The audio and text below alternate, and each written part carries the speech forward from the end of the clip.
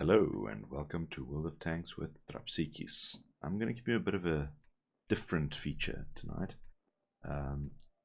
The very important part of learning to be a better tanker in this game is taking into consideration the other players on the field, and not only the enemies but also your friendlies.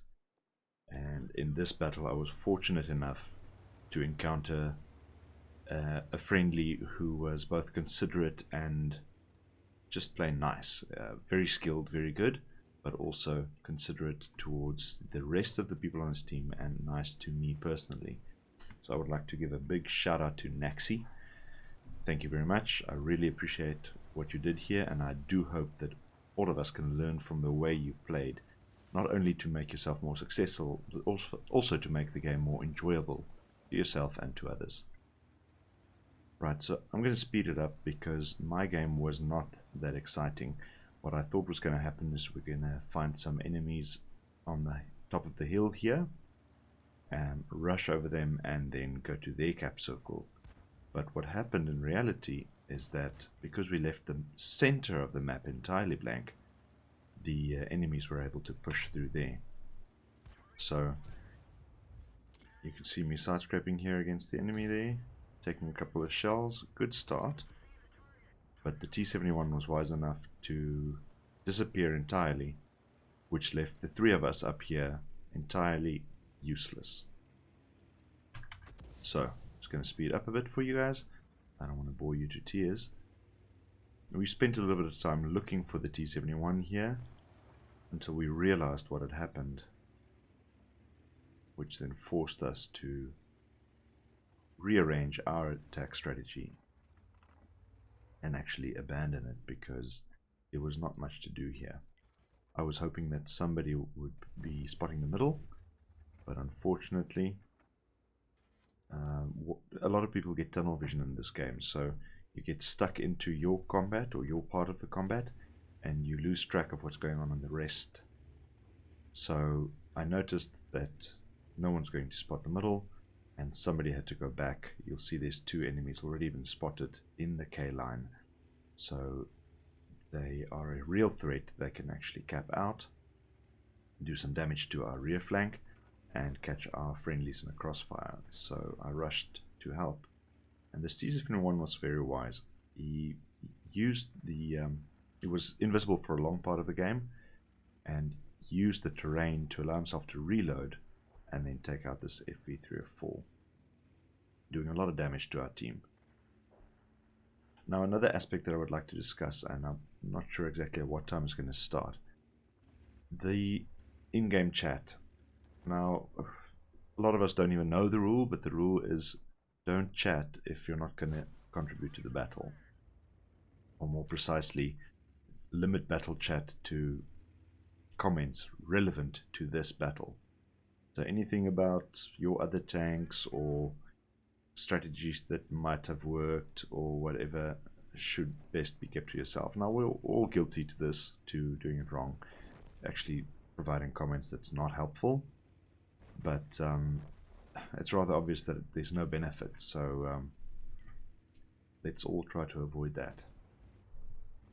Alright, so we are capping out, but there's quite a lot of enemies on the 1-2 lines going towards the enemy base and on their way to reset, so we can't really bargain on capturing the flag, and as you can see, reset happened. Now with 3 tanks down, we've still got quite a bit of hit points. And now another thing I would like to discuss is the choosing of your targets, especially with a low alpha gun like this one. You need to be aware of the amount of hit points that your enemies have, the length of your reload, and sorry, I almost missed it there. You see that Sherman E8, Easy 8 saying, "Why fight? Just hide." Yeah, that kind of comment, not helpful at all, and it could get you into a position where, because it's starting to look difficult, if you follow that guy's advice, you're definitely going to lose the game. And you might even get despondent, because a lot of times you're not in control of the game and you can't make the win yourself. Okay, back to previous topic. you notice that I focus down the enemies with less hit points. That means that they are in less of a position to do damage back to us, because there's less of the gun shooting at us. Alright, so once again, focusing down the low HP enemies, getting the numbers down, and now we're in a position where we actually have a chance to win again. Now you'll notice me trying to get a shot behind the IS Naxi, and unfortunately I hit him. It's very difficult for me to focus long range on the enemy as well as short range on the IS. You'll notice that I requested a fall back there from him, making sure that he's aware that I'm actually trying to shoot past him. Because in this kind of situation, you need to be aware not only of your own position, but also of your friendly. So if you're using the same corner, running up and back while you reload, then it's important for you not only to be aware of the guy that's in front of you, but also the guy that's behind you. Alright, not a great game for me, but I wanted to see this perspective as well as Naxi's perspective. We're just going to have a quick glance at the post-game plates. Really not a great game for myself. Second class mastery.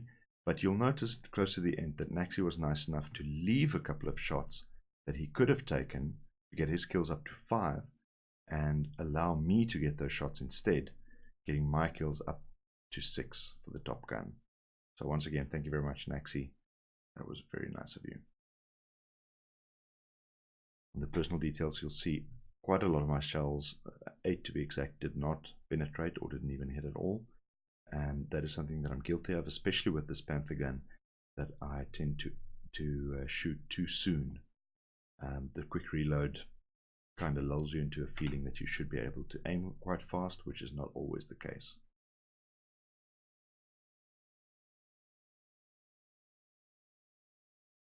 Alright, still waiting for the game to load. You'll see that Naxi was able to rake in 4,500 damage. I will get to his post-game plates a little bit later on.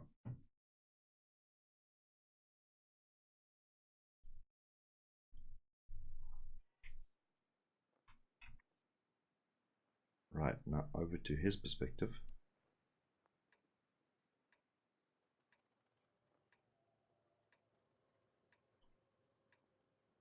While we do the countdown, we're going to change the plates to his,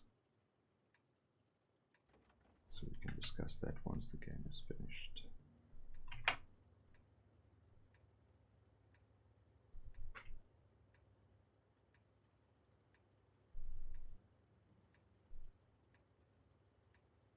Now you'll see he's not running camo. He's using standard medkit, standard repair kit, and an automatic fire extinguisher. So that's usually a good idea for heavy tanks. Excuse me, the automatic fire extinguisher, because then you don't lose the additional hit points when you do get shot, because in a heavy tank you can expect to get shot. Right, so you'll notice he's got an interesting loadout: 8 HE shells, 11 AP and 17 APCR. Now for a Tier 7 heavy, the IS doesn't have great accuracy. Penetration is adequate but not wonderful, but the accuracy means that even if you're sniping at a weak spot, chances are you're going to miss it. So it makes a good argument for actually using the APCR to compensate for the fact that you may be missing weak spots. And you'll see that he switches to APCR to make sure that he gets the initial shots in. Unfortunately, that one not aimed in at all, exactly like me, missing. Now you'll see that the Sherman Jumbo has a very, very good turret, so using APCR against that is often a good idea, because I believe it's 160 mil of armor on the turret, and when angled it can be quite tricky to penetrate. Now, as a medium tank player, be careful of this kind of scenario where you're getting in the way of your heavies. It's much safer to play more of a flanking role, mid to long range engagements, because you simply don't have the armor to really significantly contribute in a position like this. Now, unfortunately, Naxi is losing a lot of hit points here, and you'll see that there's not a lot of friendly heavies, no friendly armor at hand. And Naxi is having a lot of bad luck donking shots into the dirt. The previous shot he missed because he didn't aim. So he's already looking to be in quite a precarious position. You'll notice me in the top right corner, sitting there doing nothing, having to relocate, using a lot of time in order to be able to support my team. Alright, Naxi wisely side scrapes here, trying to get an angle on the Sherman Jumbo, but he's not presenting it.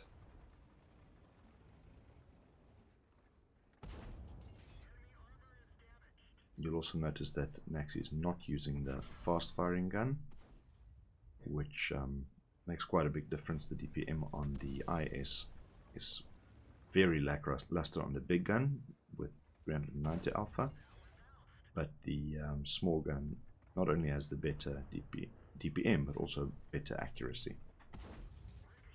Now in this scenario, Naxi, I would recommend switching to HE because you've bounced quite a few shells on that turret. But to each his own. Oh, there we go. You had actually switched to HE. Nice.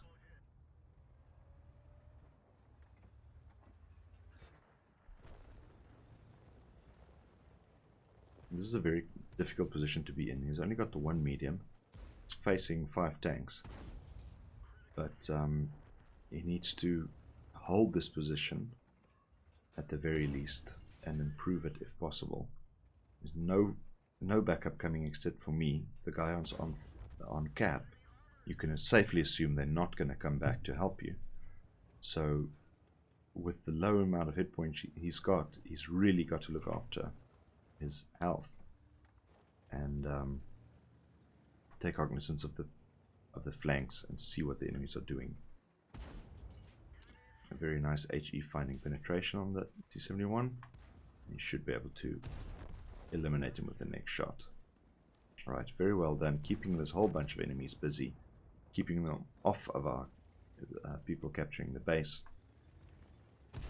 A great contribution to the team here. Right, only 2 APCR rounds remaining. That's not a problem. He's got 11 AP, and most of the armor of the enemy team has been eliminated.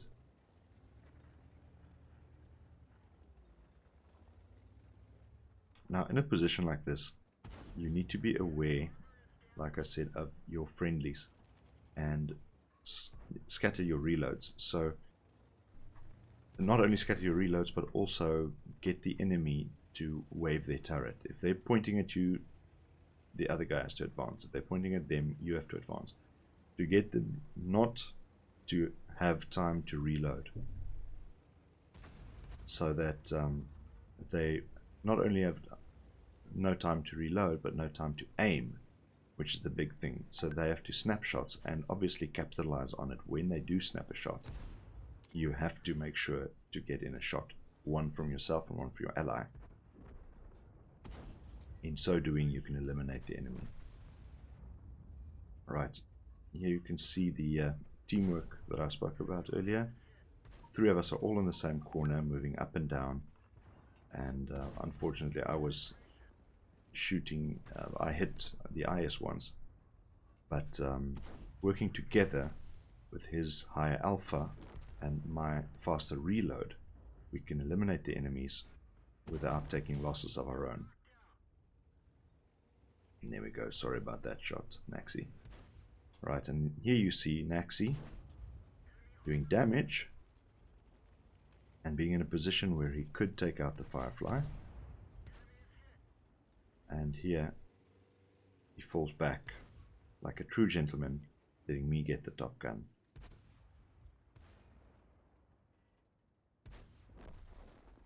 Once again, thank you very much for that one, Naxi. And grabbing our cheeky little brothers in arms at the end.